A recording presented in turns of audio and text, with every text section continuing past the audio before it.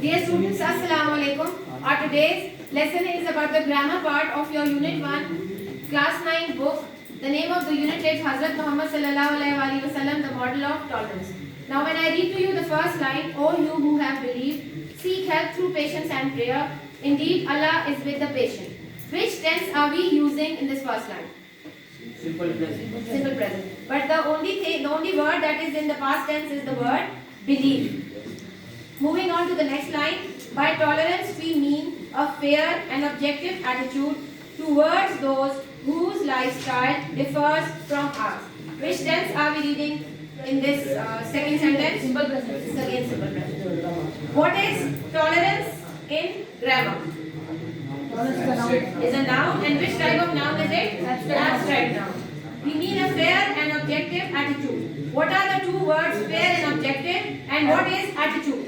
Attitude Is a verb, and fair and objective are adverb.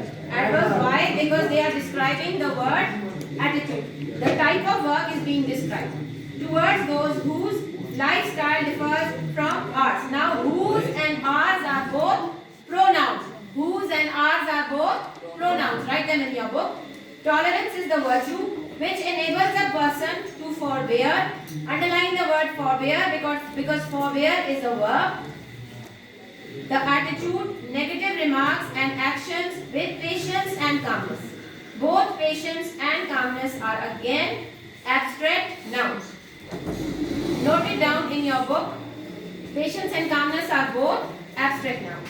The life of Hazrat Muhammad sallallahu alaihi wasallam is a superb example of tolerance. Now here example is a noun and the verb superb is describing the example.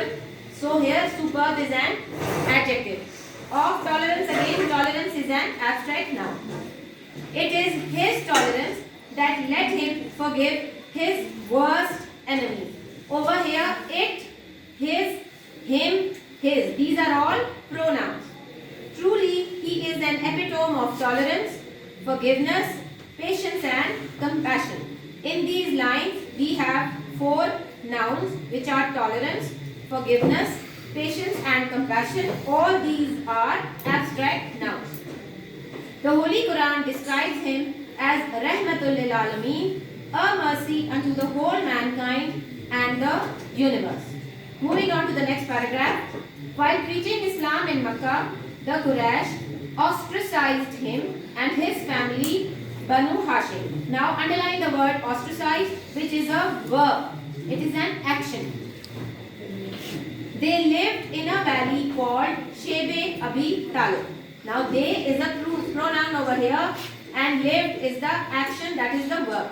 No sentence is complete without a subject and a verb. There was scarcity of food and water. Underline the word scarcity. It is a noun over here and the noun is abstract. There was is the helping verb and over in this sentence it is the main verb.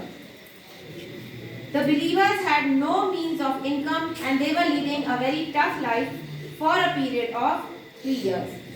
During this situation, Hazrat Muhammad sallallahu alaihi wasallam turned to the next page, remained calm and tolerant and never thought about taking any sort of revenge.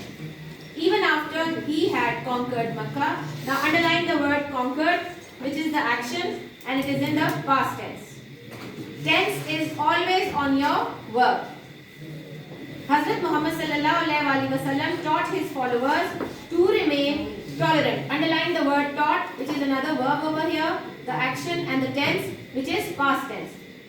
After the conquest of Makkah, the Muslim army entered Makkah humbly and peacefully. Again, entered is your tense. The verb, it is in past tense. Humbly and peacefully, these are both your adverbs. They are describing how they entered. They were humble and they were peaceful. No house was robbed. The word robbed over here is in past tense and it is the verb. No man or woman was insulted. Hazrat Muhammad sallallahu alaihi wasallam granted a general amnesty. General amnesty means he forgave everyone to the entire population of Makkah.